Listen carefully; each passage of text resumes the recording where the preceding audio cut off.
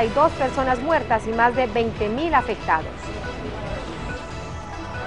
Y jueces que redactan nuevo texto constitucional advierten que si Mursi no cambia la actitud, también se sumarán a las protestas. Estas y muchas otras informaciones en próximas emisiones de Telesur Noticias. Sigan con nosotros.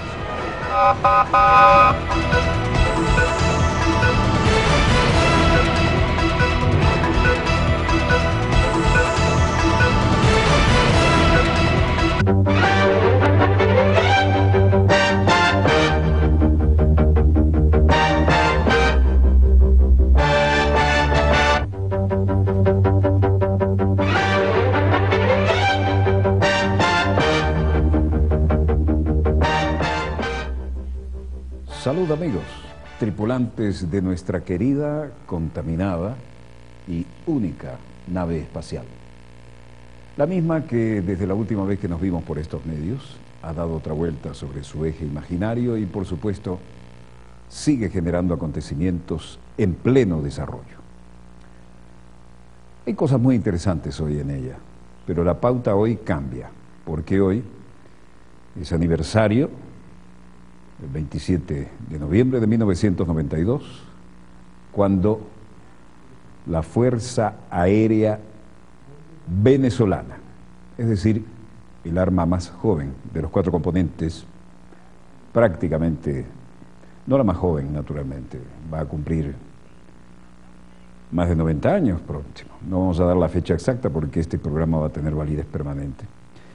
Pero la que se consideraba en condiciones especiales, como para tomar decisiones y asumir responsabilidades, fuera que asumió el protagonismo, y vimos por primera vez combates de verdad, combates con bajas, combates con derribos, en diferentes partes de los cielos de lo que entonces era República de Venezuela, hoy República Bolivariana de Venezuela.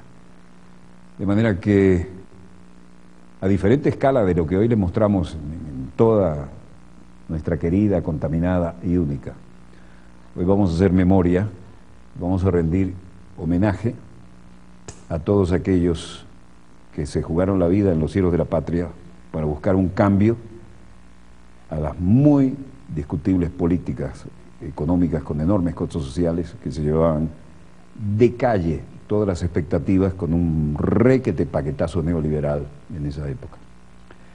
Aquellos hombres, aquellas mujeres, porque todos nuestros componentes tienen presencia femenina, en un país donde las Fuerzas Armadas no son una casta, ni son clase aparte, son el pueblo en uniforme. Rendimos tributo hoy en nuestro dossier y vamos a mostrarles documentos que no siempre han sido divulgados y que provienen de una muy encomiable producción de quienes fueron, muchos de los cuales están involucrados en ella, quienes fueron sus propios protagonistas, de una manera u otra. De manera que hoy rendimos tributo a los componentes de nuestras Fuerzas Armadas, pero también con un énfasis especial a la aviación militar bolivariana.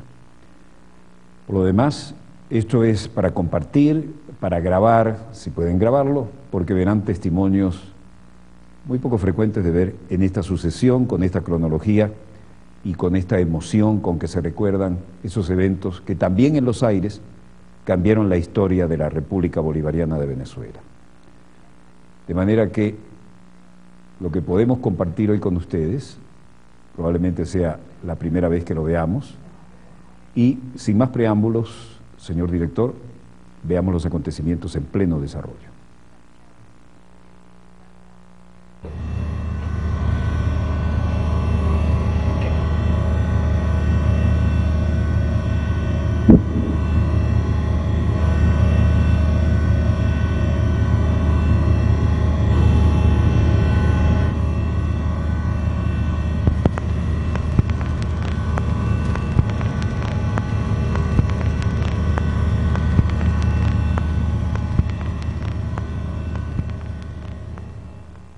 En noviembre de 1992, Venezuela aparentaba calma a los ojos del mundo. 9 meses atrás, un grupo de oficiales se había rebelado contra el sistema sin que se concebiera el éxito. En el cine, Whoopi Goldberg sacaba risas con cambio de hábito y María Carolina y Francisco se casaban. El 25 de noviembre, más de 50.000 jóvenes se reunían en el estacionamiento del Poliedro para cantar los éxitos de la banda de rock del momento, Guns N' Roses. Pero otros jóvenes también se desvelaban.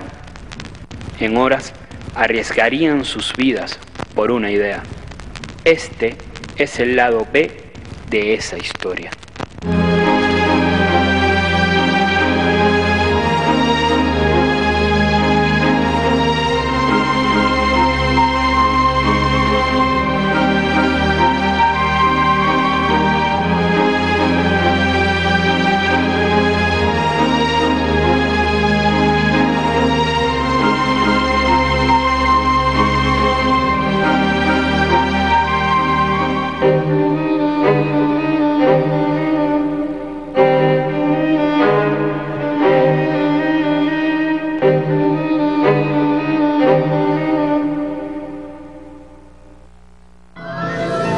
En una ocasión, un general, estando nosotros detenidos, me preguntó quién me dijo para que participara el 27 de noviembre. Y yo le dije, el presidente de la República. Cada vez que hablaba, me daba a entender que había que hacer algo. Ya veníamos con la espina de saber de que el comandante en jefe de aquel momento, presidente de la República, era un ladrón. Y los que colocaban en todo el alto mando, uno lo percibía ya como un deshonesto. En el tema ideal, en aquel momento, siempre creímos en que una sociedad tan rica como la venezolana en términos de recursos naturales, no podía tener una distribución de esa riqueza tan inequitativa como la que teníamos nosotros. No podíamos nosotros quedarnos allí y dejar a ese pueblo solo, conscientes como ya estábamos de que la clase política venía en un declive permanente. Porque las Fuerzas Armadas vienen precisamente de sangre y huesos del pueblo, ¿no? Si el pueblo sufre, las Fuerzas Armadas no pueden estar contentas, y eso fue lo que ocurrió. Que así como quizás yo volví a nacer, ese día contribuyó a un despertar, a un nuevo despertar, a una nueva conciencia. Si el 27 no hubiese sucedido, no sé, a lo mejor todavía los del 4 de febrero estarían presos, digo yo, porque se hubiese fortalecido el gobierno.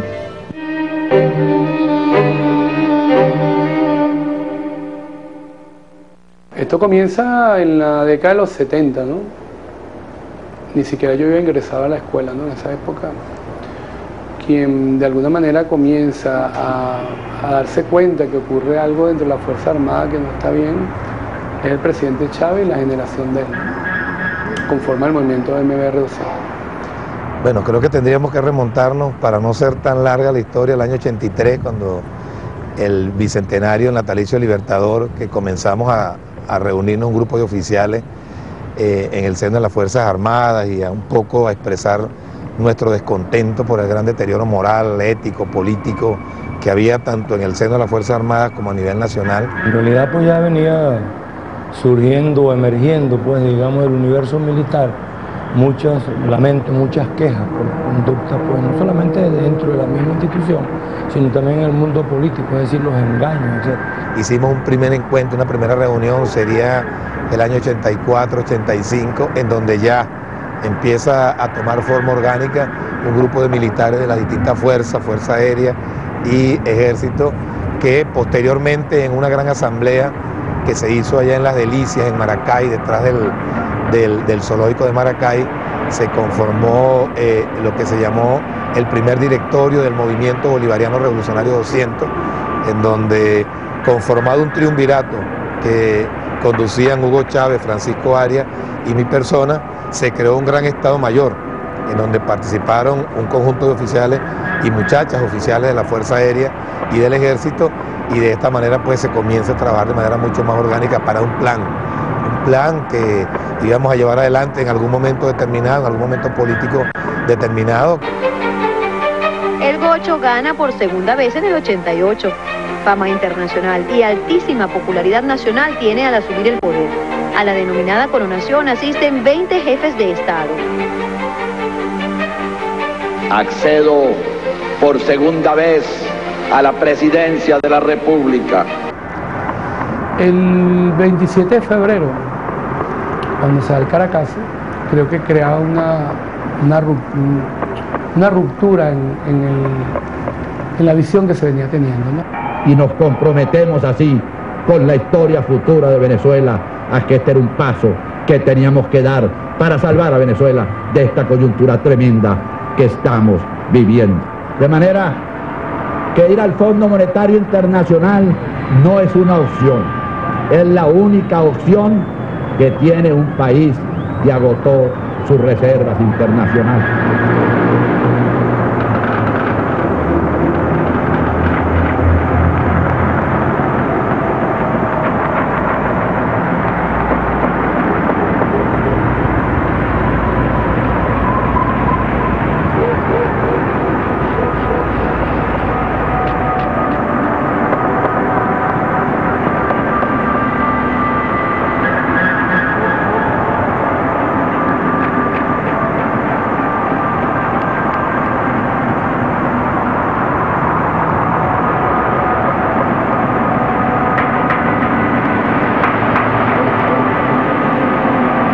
Recuerdo que el primer momento en que debimos haber actuado fue precisamente en febrero del año 89.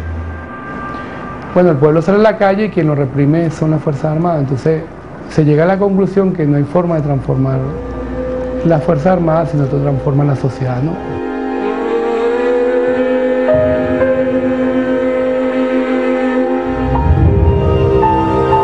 A partir de la irrupción popular del 27 de febrero de 1989, que el gobierno manda a reprimir esa irrupción popular, quienes van a reprimir somos nosotros, los militares.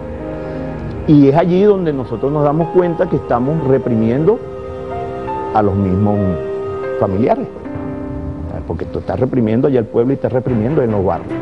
Y entonces surge como esa reflexión. En el caso de nosotros, cuando un componente, sea el ejército, la aviación, el que sea, le toca salir a reprimir en la calle, está reprimiendo a su propia familia, ¿me entiendes? Fíjate que para el día del Caracazo, a mí me ordenaron en un helicóptero que viniera a La Carlota a reprimir a la ciudadanía que estaba en aquella euforia que ocurrió.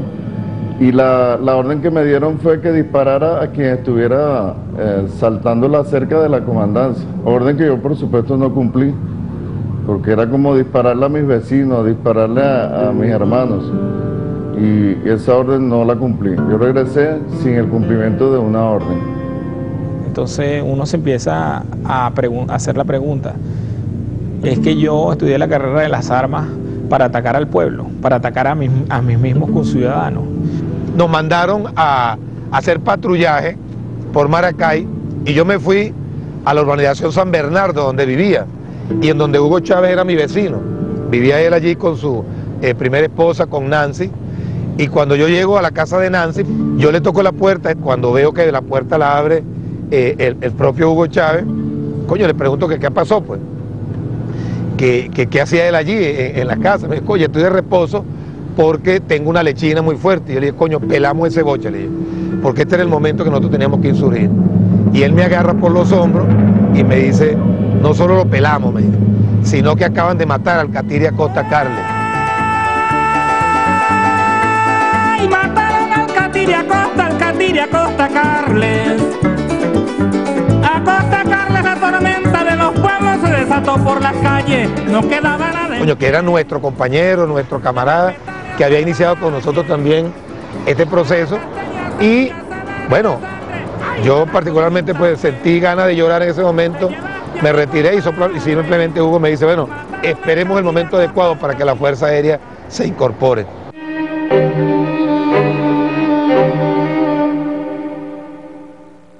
El golpe inicial iba a ser en diciembre del 91. Sé que más bien el 4 estaba entrando con retraso en la planificación que ellos habían planteado, ¿no? Y en ese interín me envían para Centroamérica. Me envían a mí y a otros oficiales. Cuando yo me voy a Centroamérica, quedamos de acuerdo Chávez y yo, junto con Arias Cárdenas, de que Pancho me va a contactar desde Maracaibo, que ya era comandante de una unidad en Maracaibo, para cuándo iba a ser la fecha. Yo tengo un primer contacto con el hoy en día presidente de la República el día antes de la irrupción militar del 4 de febrero, por iniciativa del teniente coronel Reyes, que trabajaba conmigo dentro de la Fuerza Aérea. Él me invitó a una reunión el día 2 de febrero. Bueno, y allí es donde me entero de qué es lo que ellos tienen planificado. Él me hace el planteamiento de toda la operación militar que ellos habían montado. Yo le interrogo sobre la participación de los otros componentes, como lo llamamos hoy en día, en aquel tiempo los llamamos fuerzas, las otras fuerzas. No había participación organizada de las otras fuerzas, exclusivamente el movimiento lo había organizado el ejército. Ellos tenían el corazón, la columna vertebral del ejército comprometida. Yo les sugerí en ese momento que eso se pospusiera para que hiciéramos una organización conjunta, ¿no? Y que por lo menos Fuerza Aérea y Ejército. La respuesta fue de que no era posible, porque ya eso, el movimiento era el siguiente día. Y bueno, no, el 4 de febrero lo que nos quedó fue tratar de evitar matarnos entre la Fuerza Aérea y el Ejército, y ese fue mi rol fundamentalmente. Bueno, por supuesto, sucede el 4 de febrero, Pancho no se comunica conmigo, nosotros nos enteramos a las 4 de la mañana y bueno, esperamos pues a ver qué pasaba con nosotros. Caracas convulsionó en detonaciones de armas de fuego, sirenas, gritos de soldados en las calles. De hogar a hogar corrió la información en la madrugada del martes. Golpe de Estado. Paracaidistas del regimiento aragüeño José Leonardo Chirinos se dispusieron a invadir al Palacio de Miraflores y La Casona en la capital, mientras se alzaban otras unidades militares en Aragua, Carabobo y en el Zulia. Una primera locución presidencial a las 2:30 de la madrugada comenzó a despejar dudas sobre la situación real de este atentado a la constitucionalidad del país. El movimiento subversivo, antipatriótico, está siendo controlado.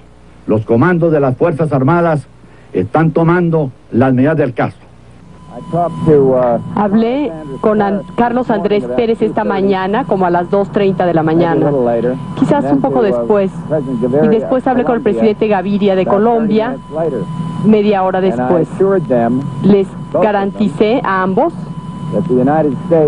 que Estados Unidos apoya la democracia en Venezuela y en todas partes del hemisferio, y que este intento de golpe militar en contra del presidente Carlos Andrés Pérez es condenado firmemente por Estados Unidos. En gran medida el 4 de febrero yo creo que le permitió a las Fuerzas Armadas reencontrarse con el pueblo venezolano, ¿no? Porque si tú ves la historia del ejército, Bolívar pierde la Primera República precisamente por tener un ejército clasista. Y a partir de la segunda logra la independencia porque convierte todo esto en un pueblo en armas, ¿no? Y yo creo que el 4 de febrero lo que hace es retomar la posición histórica de las Fuerzas Armadas, que somos un pueblo en armas, y eso nos reencontró con el pueblo, ¿no? Llega el 4 de febrero, como a las 4 de la mañana me informan por la ventana un vecino de que está pasando algo. Prendemos los televisores, salté de alegría y dije, por fin alguien hace algo por este país. Yo me emocioné y no te voy a mentir, cuando vi al presidente, en aquel tiempo el comandante Chávez, actual presidente único líder de esta revolución, en la televisión cuando se rinden y hace el llamado y dice el famoso por ahora, me dio como una tristeza, que perdieron, o sea, perdieron ellos, perdimos todo. El 4 de febrero fue muy importante. Yo no sabía lo que iba a ocurrir el 4, y cuando me enteré, ¿verdad?, admiré a aquella persona que estaba saliendo al frente. Por ahora, los objetivos que nos planteamos no fueron logrados en la ciudad capital. El 4 de febrero yo estaba en Maracaibo. A nosotros nos tomó la base el teniente Gustavo Torrealba y el comandante Díaz Cárdenas, que fue el que tomó el estado Zulia. Para nosotros ese fue un despertar. Chávez habló por ahora, y aquello, ¿qué pasó con aquello? Se sembró en lo más profundo del alma. El 4 de febrero impacta la psicología del ejército, ¿no? Porque amanece el 5 de febrero con un ejército que se armó o que se rebeló Y las caras visibles y las no visibles son los liderazgos de todas las generaciones del ejército. Los liderazgos naturales de cada una de esas promociones fueron los que participaron de la rebelión. Entonces eso desajusta el ejército. Resulta pues de que comienza entonces a efervecer en el ánimo militar el apoyo, vamos a hablarlo claro, a todo lo que había hecho Chávez y la protesta a todos los errores de los políticos, tú sabes. Es que inmediatamente el 4 de febrero deja a los que de alguna manera no quedan detenidos trabajando para el siguiente, ¿no? Fracasa militarmente el 4 de febrero y bueno, ya me tocó a mí asumir el rol de responsabilidad mayor.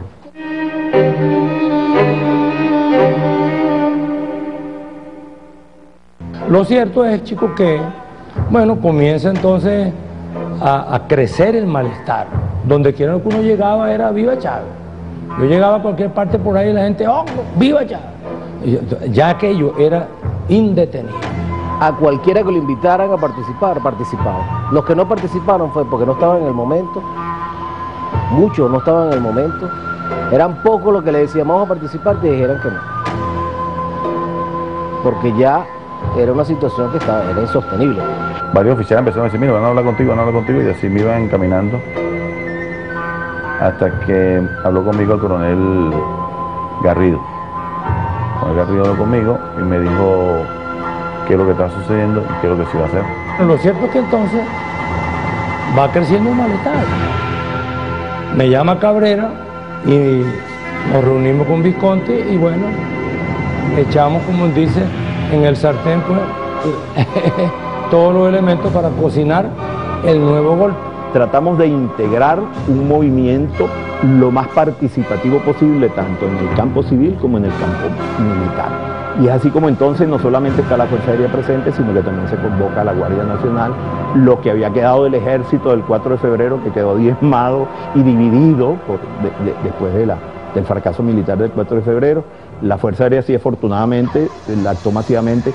Lo que quedó fuera del MBR 200, un esquema de insurrección civil y militar, donde estaban, teóricamente y en el papel, porque los hechos después demostraron otra cosa, comprometidos todo el ámbito civil y el ámbito militar, que manifestaba su rechazo a lo que estaba sucediendo en el país y la necesidad de corregir y de enmendar. Nosotros, de alguna manera, autorizados por el presidente, en este caso era el comandante Chávez, vamos trabajando la responsabilidad que nos correspondía a nosotros como fuerza de superficie, ¿no? En abril, finales de abril, a mediados de abril de ese año, del año 92, regreso yo a Caracas a ver qué había pasado. Ese día recuerdo que nos reunimos, se dio aquel famoso cacerolazo que sacudió a todo el país y que de alguna manera también moralmente nos empujó a nosotros a acelerar el proceso de reagrupamiento de fuerzas que ahí habían, que quedaron fuera, y de esa manera pues poder conformar un grupo que posteriormente íbamos a insurgir el 27 de noviembre. El trabajo era pues la planificación del golpe. Para ello nos reunimos incluso con personal civil de alto nivel, por supuesto intelectual, para pedirle sus opiniones. Y lo reconozco aquí con todo el respeto, porque esto no es una acusación. Nos reunimos con Uller Pietri, vamos a hablar claro, ¿tú me entiendes? Nos reunimos con Maza Zavala, nos reunimos con un poco de gente que nos dieron sus opiniones. Desde el punto de vista de las operaciones en tierra y el trabajo sobre el objetivo principal, que era la toma de Miraflores, nosotros descansábamos toda nuestra confianza en los batallones de infantería marina, en consecuencia de que el ejército estaba muy débil. Entonces descansaba todo eso en el compromiso que tenían el contraalmirante Gruber, el contraalmirante Cabrera, el capitán Rodríguez Chacín, en los batallones de infantería marina, el Bolívar de La Guaira y el Urdaneta de Puerto Cabello, y en los UOP de Turiamo, que eran las fuerzas esas especiales de él. Allí descansaba todo lo que era la operación de la toma del objetivo en tierra. Y a nosotros se nos asigna, a los oficiales que estábamos en el UFAN, todo el ejército menos en ese caso era teniente García Duque, que era la Guardia Nacional, la responsabilidad de controlar el Canal 8. A mí se me asigna la tarea de que preserve la Carlota para que los UOPE de la Armada que venían de Puerto Cabello aterrizasen aquí a las 6 de la mañana y bueno, mi tarea era garantizar la toma de este aeropuerto, pues como tal, para poder llevarlo adelante, para poder llevar adelante la operación Comando con los UAP. La primera fecha fue un mes antes, pero se postergó producto de una operación conjunta que había entre Colombia y Venezuela. Cuando días previos al 27 de noviembre, nosotros nos encontramos en una operación en conjunto y combinado con las fuerzas de Colombia era un entrenamiento donde había una transición. Se simulaba la interceptación de una aeronave del narcotráfico y ellos nos las hacían nos entregaban el seguimiento de esa aeronave del narcotráfico en nuestro territorio.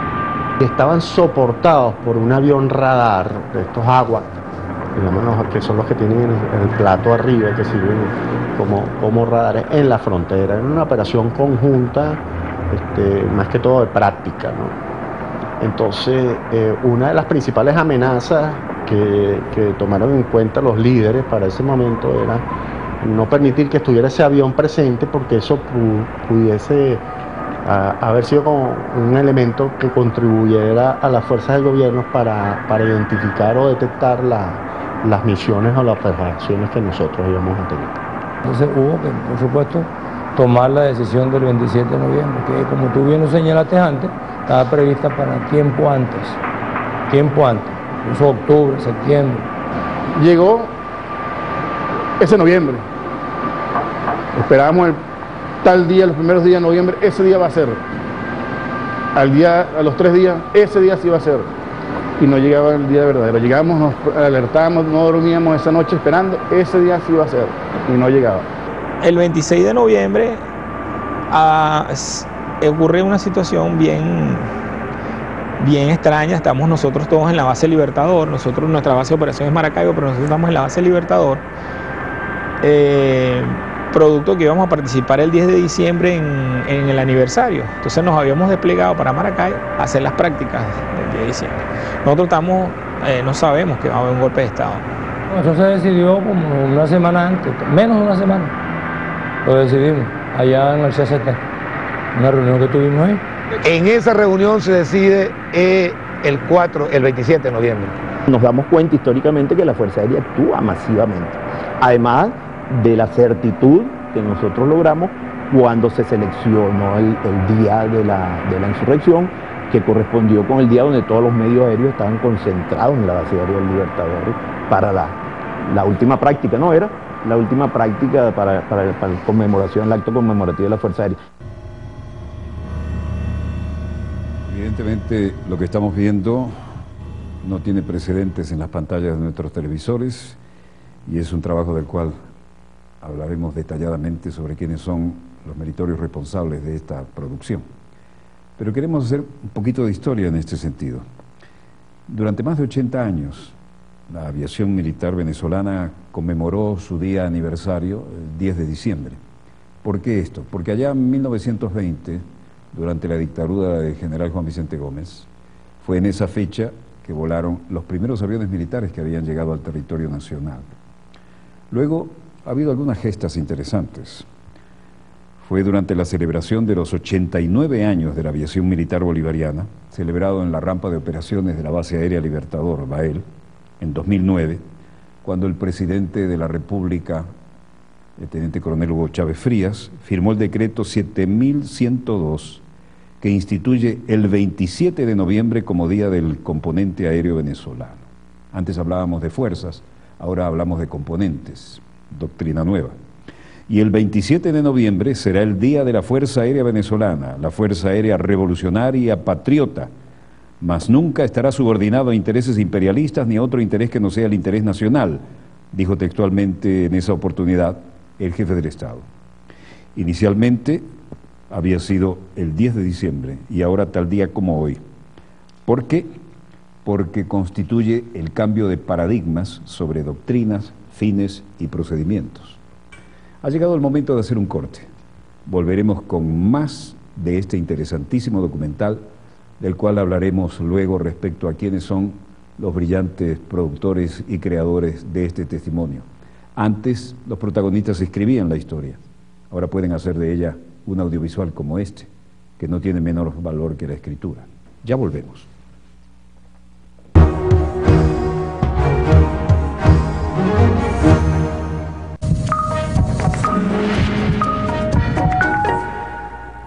Volvemos con más acontecimientos en pleno desarrollo. Y hoy la historia está centrada aquí, donde rendimos tributos a las mujeres y hombres del aire y recordamos los acontecimientos que un día como hoy sirvieron para tener como escenario el cielo de la patria. Y hubo batallas aéreas y hubo derribos, y la Fuerza Aérea se transformó en un elemento de vanguardia de la patria. Entre Caracas, Maracay y otras latitudes de la República Bolivariana de Venezuela, se cambiaron los paradigmas y los protagonismos. Veamos pues los acontecimientos en pleno desarrollo y sus testimonios.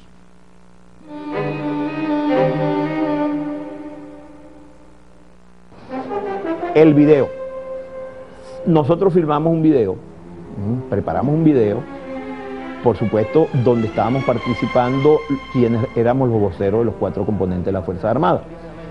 Recordemos que a pesar de que esta operación asumo yo su organización, una vez que a partir de más o menos de junio, creo que fue, que incorporamos a la Armada, el más antiguo de la Armada inclusive era más antiguo que yo. Y militarmente, pues tú sabes que uno, por razones de antigüedad, cede el comando al que... De hecho, yo le entrego el comando, más o menos en junio, le entrego el comando al almirante Gruber, que era muchísimo más antiguo que yo. Y por eso él se convierte en el comandante de la operación desde el punto de vista de la jerarquía militar, ¿no? Se decidió entonces la grabación del video, tú sabes, que no llegó, por supuesto, a salir porque por razones que ya conocemos, ¿tú ves? Venezuela, los oficiales de las Fuerzas Armadas Nacionales aquí presentes, representantes del Ejército, Armada, Aviación y Guardia Nacional, te enviamos en esta hora suprema de la República el siguiente mensaje.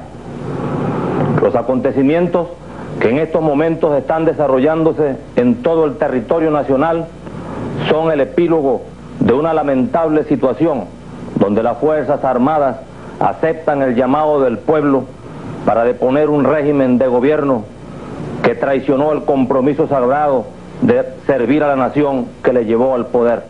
A mí me proponen ejercer la presidencia de la Junta cívico-militar, porque yo era el oficial de más antigüedad, no de más rango, era igual que Cabrera, pero sí era el más antiguo, pues el más viejo, vamos a llamarlo así. Y yo le dije no debo ser yo ni ninguno de nosotros el presidente de la Junta, y ellos son testigos, los que están vivos. El presidente debe ser un civil, porque nosotros no deseamos que vayan a decirse mañana en el mundo que esto es un golpe militar para instalar una dictadura militar tipo Pérez Jiménez. Pueblo de Venezuela, aquí estamos a tu lado, atendiendo tu llamado. Manifiesta en la calle cívicamente ahora mismo tu respaldo. Este será un gobierno cívico-militar donde serán civiles de reconocida honorabilidad y entrega a los más caros intereses tuyos quienes lo presidan. Nosotros, las Fuerzas Armadas, solo estamos aquí como genuina expresión de tu voluntad para apoyarte con la fuerza de las armas. Cree en nosotros. No temas. Nuestro movimiento cívico-militar tiene como firme propósito cambiar toda la estructura política que nos ha llevado al borde del abismo. No instalaremos una dictadura. Queremos una verdadera democracia. Porque no podíamos dar una imagen de criminales ante el mundo, sino de gente honesta, de gente democrática, de gente humanista y humanitaria. Esa es la verdad.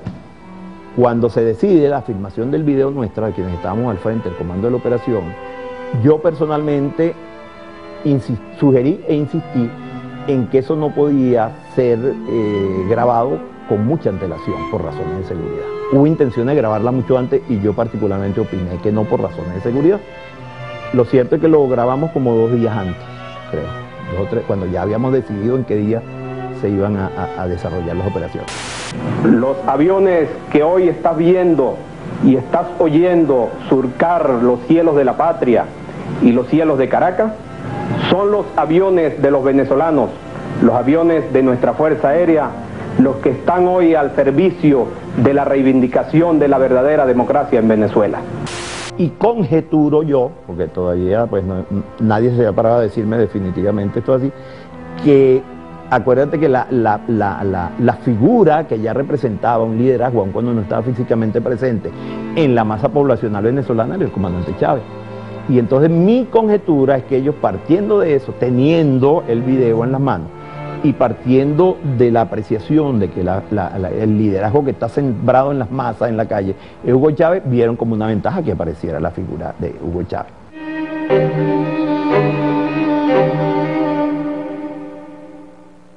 Resulta que el 26, en la tarde, nos llega la información de que había un oficial que tenía que ver con la infantería de Marina, conmigo, que estaba pensando pasarse, traicionar. Este hombre, en mi juicio, él no traicionó porque quería traicionar, él traicionó porque tenía miedo, le dio miedo, entonces delató el golpe, lo delató. Ellos sí fueron delatados en la noche del 26 de noviembre, por vía de un capitán de corbeta, como el equivalente a mayor, que era una de las personas de confianza de Gruber porque había sido su ayudante. Y bueno, ese hombre parece que en la noche le pasó algo y fue y le dijo al comandante de la Marina todo lo que iba a pasar. Eso trajo como consecuencia que la Marina fuese, sí, ciertamente neutralizada en gran medida. Bueno, dijo en la comandancia de la Armada, ¿entiendes? Dijo quiénes eran los que estábamos involucrados. Yo corrí inmediatamente de aquí mismo, del Círculo Militar, salí para el Batallón Bolívar, la Infantería Marina, a buscarlo. Y no estaba, me dijo, no, él salió para el Hospital Militar. Salí corriendo porque en el Hospital Militar estaba hospitalizada mi madre, que en paz descanse, por una operación de fémur. Lo estuve buscando y no lo encontré por ningún lado. El 26 en la noche esto ya estaba develado, ¿no? Ya habían informaciones, sobre todo en la Armada se había develado completo el plan y ya tenían detenida gente. Pero bueno, uno venía cargando con esto tanto tiempo que bueno, igual vamos a salir, ¿no? A la 1 de la mañana me llama Visconti y me dice, oye, estamos delatados, ¿seguimos o nos paramos? Y yo, coño, aquí tenemos que seguir, no nos podemos echar para atrás porque ya está todo el mundo montado en el asunto. Nosotros resistimos aquí con la gente nuestra. Eso estaba develado y nosotros prácticamente fuimos como unos corderos hacia un matadero y así nos esperaron y así nos trataron. Me dijo que el delator era... Manrique Padrón, capitán de corbeta.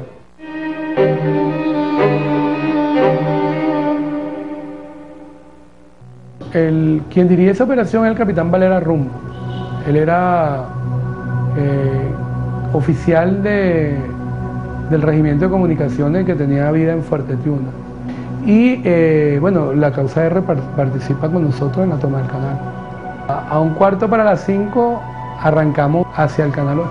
Pero el canal estaba, lo estaba protegiendo la Guardia Nacional.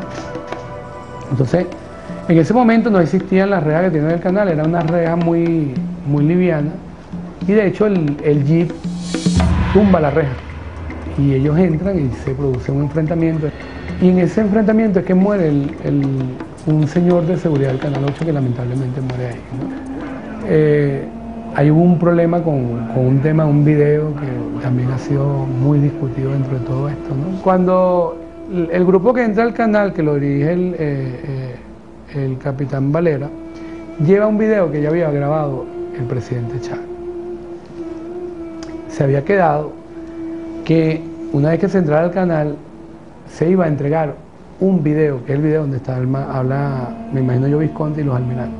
Bueno, mandamos el video para que con un compañero mío, José Reina, capitán de corbeta retirado, para que lo entregara en el canal de televisión donde se iba a pasar. Ese video llega al canal, pero en pleno enfrentamiento. Ese video lo recojo yo, se lo entrego a uno de los sargentos de la Armada y él lo sube al máster, cometiendo el error de no decirle en el máster a la persona que ese es el video de los almirantes. Entonces, claro, él vuelve a bajar, el video queda en el máster, pero cuando ya logran los técnicos que entraron allá levantar la señal del canal 8, no consiguen el video. Entonces ponen el video que tenía el capitán Valera, que es el video del presidente Chávez. Después de la gloriosa jornada del 4 de febrero, los hombres y mujeres de Venezuela agotaron todos los medios pacíficos para lograr los cambios improrrogables en la organización y conducción del Estado venezolano. El mundo entero fue testigo de las jornadas creativas y esperanzadas de una población que despertó y tomó conciencia de su fuerza liberadora. Entonces no fue ni premeditadamente ni nada de eso, ¿no? Yo creo que fue la circunstancia que bordearon eso. Si ese video se le hubiese entregado al capitán Valera el día anterior o cuando hubo la reunión en el Canal 8, seguro hubiese salido. Pero ese video lo entregaron a las 5:15 en pleno proceso de toma de canal, ¿no? Con todo lo que significaba eso allí, ¿no? Mira, a las 5 de la mañana ya teníamos nosotros la base totalmente controlada.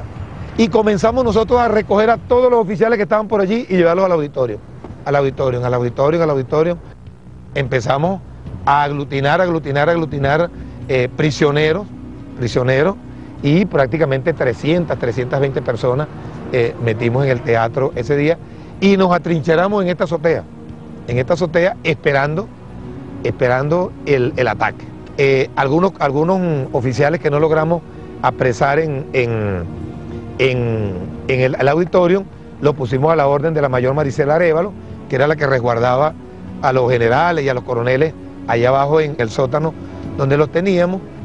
Ahí procedimos a tomar a los que estaban de guardia en la comandancia. Fue quien me dio la llave, fue uno de los que tuvo que ir al teatro, ¿verdad?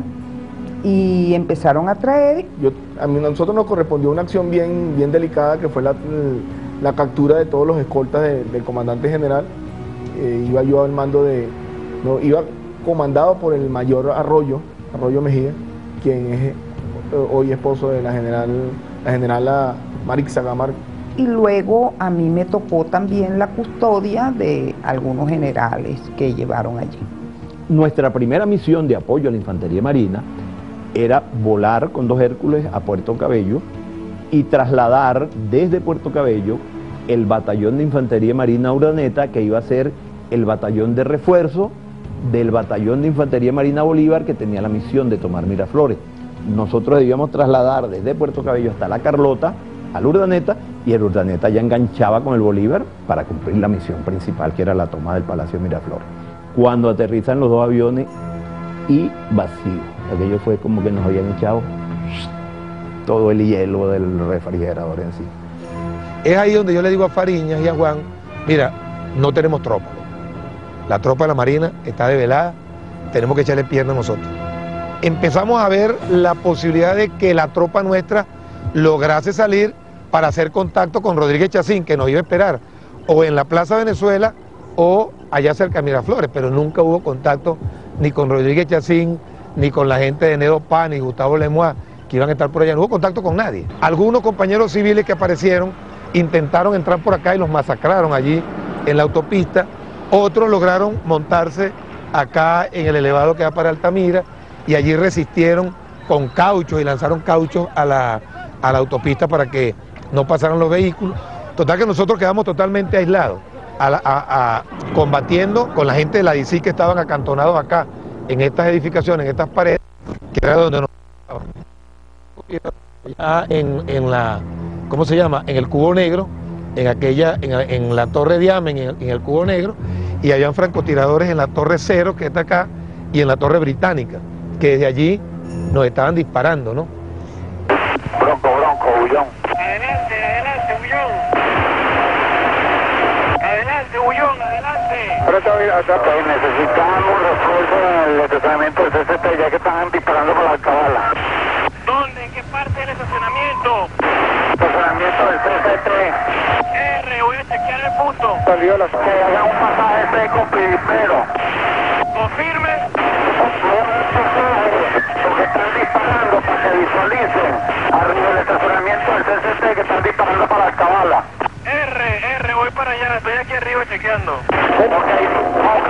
F-16 que está por ahí. Contacto, gracias. Comienzan los primeros combates aéreos que se dieron acá en la zona norte, en las faldas del Ávila, y la verdad que ahí es importante destacar la extraordinaria capacidad de nuestros pilotos de Tucano, combatiendo por allí a la altura de la Cotamil, a la altura de Los Chorros. Por eso para mí era de honor evitar que un arma tan letal como un F-16 fuera capaz de derribar a uno de esos muchachos que yo no tenía ninguna duda que había sido mi alumno. Yo de aquí lo que hacía era gritarle a la montaña y pégate al piso. Vayan a la montaña y péguense al piso. Y aprieten, guapeen, que son las cifras, pues los códigos que se utilizan prácticamente en el combate. Coño, aquí viene ese hijo de puta, vale. ¿Dónde está? Métete por los callejones. Ahí viene detrás tuyo. Mira fuerte a la izquierda. Mira fuerte a la izquierda. A la derecha ahora. Fuerte, pégate al piso, pégate al piso. Métete en los valles. Toca con los cables. El F-16 viene otra vez allí. Nosotros íbamos a proceder por el este, por la urbanización Miranda, a entrar a la Carlota. Y ahí fue donde el avión mío sufre un impacto. Voy a enfrentarme a la Carlota y me voy a eyectar. Resulta que era Ciclón que venía con una pata adentro y nosotros empezamos a gritarle, coño, que se eyectara. Eyéctate, que ese avión no puede aterrizar con el tren inseguro, pues con una pata afuera y otra adentro, porque tiene una asimetría muy grande. Y es un acto heroico, porque definitivamente eso es un acto de heroísmo bien propio del piloto de combate también. El Magallanes, el Ciclón, no solo se vino para la pista, sino que aterrizó o lanzó el avión sobre el paño de grama de manera tal que no inhabilitara la pista. Y ya prácticamente tocando suelo, logra activar en una actitud muy riesgosa, extremadamente riesgosa, porque ya el avión viene, oye, con una rata de descenso que puede de alguna manera obstaculizar o cortar el ciclo de la eyección. Y prácticamente tocando suelo, el Magallanes se eyecta y el avión se parte en dos y queda ese reguero. Una pierna arriba, no. Voy a eyectarme.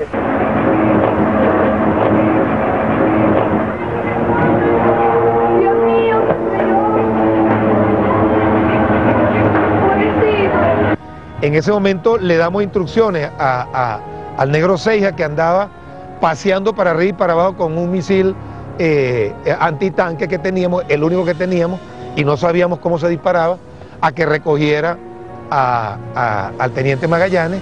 Bueno, cuando Seija, que venía de por allá, de los lados de la Guardia Nacional o de la Alcabala, allá del CCT, rodando por el medio de la pista, porque por ahí se lanzó, la cantidad de fuego que recibió fue enorme, y con un caucho reventado y lleno de plomo, llegó a donde estaba el Ciclón, lo montó allí y se lo trajo. Quedó medio inconsciente. En el momento que estoy recuperando la conciencia, me doy cuenta que estoy en el asfalto de la pista y que me están disparando. La verdad que ahí fue el momento donde yo pensé que podía morir. En ese momento veo una camioneta que se acerca, pero a toda velocidad por la pista. Yo en este momento todavía recuerdo que no tenía control del movimiento del cuerpo, porque estaba todavía como conmocionado. Veo que la camioneta se para al lado y cuando logro ver quién es el chofer, es el teniente Seija Arrieta, el negrito Seija, como nosotros le llamamos cariñosamente. Y bueno, cuando lo recogemos, él pregunta, ¿ustedes son de las tropas leales? Claro, todo esto en otros términos del léxico venezolano normal. Y lo que le dije, móntate, chicos, que no están echando plomo. Y entonces él se montó y nos dirigimos hasta aquí, hasta aquí en la parte interna del comando, entre el casino y Grupo 5, tratando de resguardar. Nosotros nos conocimos ese día, Magallanes y yo nos conocimos ese día. Y yo creo que el mayor reconocimiento que yo he tenido es el de su mamá. Su mamá siempre agradeció el que yo le salvara a su hijo, pues, o que nosotros, pues yo no andaba solo, yo andaba con otros soldados. Había despegado F-16 hacia la base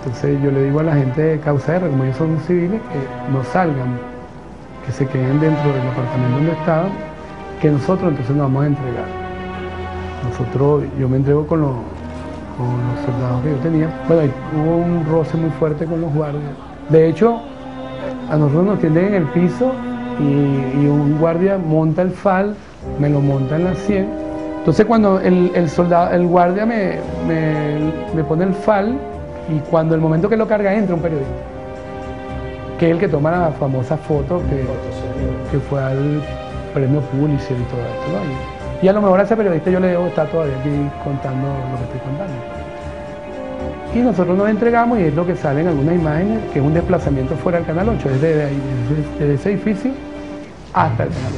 Hay otros sargentos que se quedan escondidos en los ductos, que salen de ahí 3 días después más o menos. Una situación difícil que era el hecho de que ya con toda la tropa recogida, la gente de la DICIG no había dejado de disparar.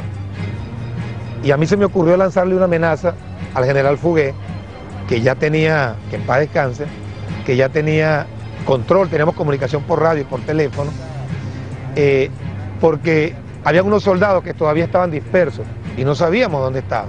El general Fugué pegó un grito, pero bueno, tiene 5 minutos pues, para que cese el fuego y dígale al presidente Pérez que tenemos todavía la tropa aquí con armamento y que tenemos los rehenes. Y en efecto, teníamos a los rehenes porque nunca los soltamos y nuestros soldados nunca entregaron el armamento, nunca lo entregaron. Bueno, a los 3 minutos cesó el fuego.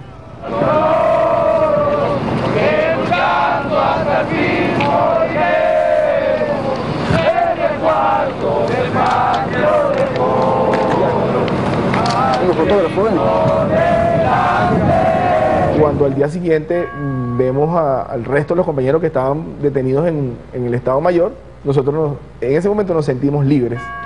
Nos trataron muy mal, de hecho nos golpearon para ponernos las esposas. Bueno, nosotros entendíamos que éramos prisioneros, pero teníamos dignidad.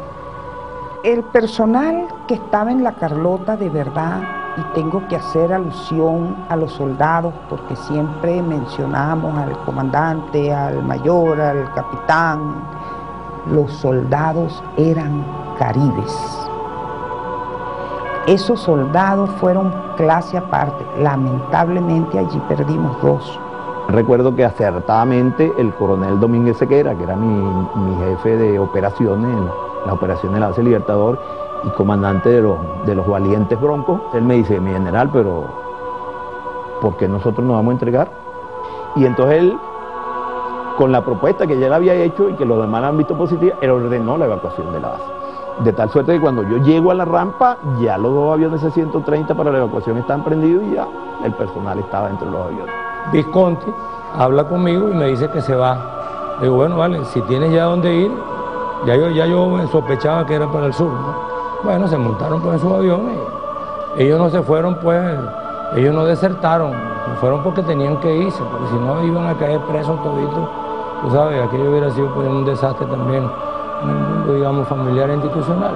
Se fueron y no hay problema, ellos contaron con mi apoyo absoluto. Y es allí donde decidimos, en el aire, pues, ¿dónde vamos a ir? Bueno, empiezan las opiniones, ¿no? Uno dice: no, va a Perú, el otro Curazao, Colombia, que esto y el otro. Y allí es donde yo tomo la iniciativa, pues le digo: no, Perú.